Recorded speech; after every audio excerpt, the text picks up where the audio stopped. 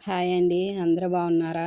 నిన్న మా అమ్మగారిది 28 happy birthday చేసామండి. యాక్చువల్‌గా ఏంటంటే, తల్లి మీద మర్యాద అనేది తల్లి ఉన్నా లేకపోయినా మనం ఇచ్చే మర్యాద తల్లికివ్వాలి అన్నది మా ఒపీనియన్ అండి. అందుకని చెప్పేసి మా అమ్మగారు లేరండి. కరోనా టైంలోనే చనిపోయారు. అందుకని చెప్పేసి మా అమ్మగారు నాకు కానీ, మా తమ్ముడికి కానీ, మా అక్కకి కానీ మా అమ్మగారంటే చాలా చాలా ఇష్టమండి. మేమిప్పటికి కూడా మా అమ్మగారు గుర్తొచ్చినప్పుడల్లా చాలా చాలా బాధపడుతూ ఉంటాము. మా అమ్మగారు అంత హ్యాపీగా మా అమ్మ చిన్నప్పుడు ఎప్పుడూ లేరండి. ఎందుకంటే మా అమ్మగారు చిన్నప్పుడే మా అమ్మ వాళ్ళ అమ్మ చనిపోయారు. మా తాతగారు ఉండేవారు. మా తాతగారిది కూడా గవర్నమెంట్ జాబే. అయితే మా తాతగారికి ఖాళీ లేక మామూలుగా మా అమ్మని చూసుకోవడానికి లేక మా అమ్మగారిని 5th క్లాస్‌లోనే హాస్టల్‌లో ఏసేశారండి. అప్పటి నుంచి అన్ని సంతోషాలకి మా అమ్మ నోచుకోలేకపోయిందండి. మా అమ్మగా పెళ్ళయిన తర్వాత మా అమ్మకి గవర్నమెంట్ జాబ్ వచ్చిన తర్వాత ఇంకా సంతోషాలు కొంచెం కొంచెంగా అనుభవించిందండి. మిగతా ముందు టైం అయితే అంటే తాతగారు చూసుకునేవాళ్ళా అంటే కాదండి. చూసుకునేవాళ్ళు. కానీ చూసుకునేవాళ్ళు ఇంటి దగ్గర లేక అమ్మగారు హాస్టల్‌లో ఉండేవాళ్ళు. అమ్మగారికి గవర్నమెంట్ జాబ్ వచ్చినప్పుడు ఉన్నంత కాలం మా అమ్మగారు హాస్టల్‌లోనే ఉన్నారండి. మా అమ్మగారికి హ్యాపీ బర్త్‌డే అంటే చాలా చాలా ఇష్టము. అందుకని చెప్పేసి ఆవిడ కోసం మేము ఖచ్చితంగా మా అమ్మగారు చనిపోయినప్పుడు నుంచి మేము ముందు నుంచి ఆవిడ చేసుకుంటారు. చనిపోయిన తర్వాత నుంచి మేము అలా తీసుకెళ్ళి మా అమ్మగారి సమాధి దగ్గర కేక్ పెట్టి అలా చేయడం అన్నది మాకు అదొక హ్యాపీనెస్ ఇస్తుందండి. అందుకని ఖచ్చితంగా మేము మా అమ్మగారి హ్యాపీ బర్త్‌డే కానీ, సంవత్సరికం కానీ మేము చాలా చేస్తాము. అందుకని చెప్పేసి చేశామండి. ఈ వీడియో మీకెలా నచ్చిందో, మేము చేసింది మీకెలా అనిపించిందన్నది నాకు కామెంట్ చేయండి. చూశారు కదా! మొన్న వర్షాలకి మొక్కల్లో అయితే గడ్డి వచ్చేసిందండి. దానివల్ల ఏంటంటే పాములు ఏమన్నా వస్తాయేమో పిల్లలున్నారు కదా అని చెప్పేసి నేను కూడా చాలా మొక్కలు లాగేశాను.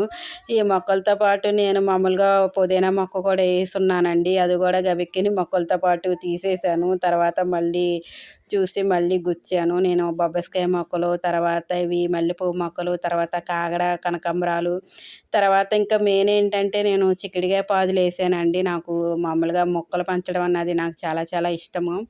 అందుకని చెప్పేసి నేను చిక్కుడుగాయ పాదేసున్నాను. అయి పై వరకు పాకేసినాయండి. పైన గూడా కట్టాలండి. అది గూడా మీకు చూపిద్దామనుకున్నాను.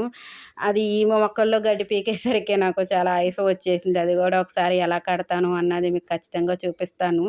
ఈ మొక్కల్లో ఏంటంటే నేను ఈట్లికి ఎరువు ఏమి వేయనండి. నేనేంటంటే మామూలుగా మనకు కూరగాయలు కోసేసిన తర్వాత కూరగాయలు కోసేసిన తర్వాత ఉల్లిపాయలు కానీ, మనకి ఇప్పుడు వంకాయలు కానీ అవి కాడలు అవి ఉంటాయి కదండీ! అవన్నీ కలిపేసి నేను ఇట్లా పక్క నుంచి పోసేస్తానండి. యాక్చువల్‌గా నా వంటగది పక్కనే ఉంటుంది. ఇవి ఇక్కడేంటంటే కుళ్ళి అలా ఎరువవుతాయండి. మామూలుగా ఉల్లిపాయలన్నది నేను ఎక్కువ యూజ్ చేస్తూ ఉంటాను వంటల్లో.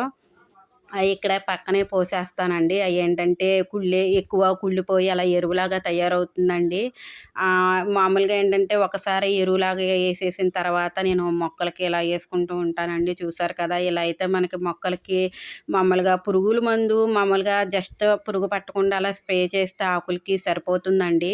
మిగతాయి నేను ఎరువులు కానీ, మందులు కానీ ఏమేయనండి. నేను ఏయైనా న్యాచురల్‌గానే పండించుకుంటాను. నాకు అలానే ఇష్టము. మామూలుగా వంకాయ మొక్కలు, బెండకాయ మొక్కలు కూడా ఏస్తానండి.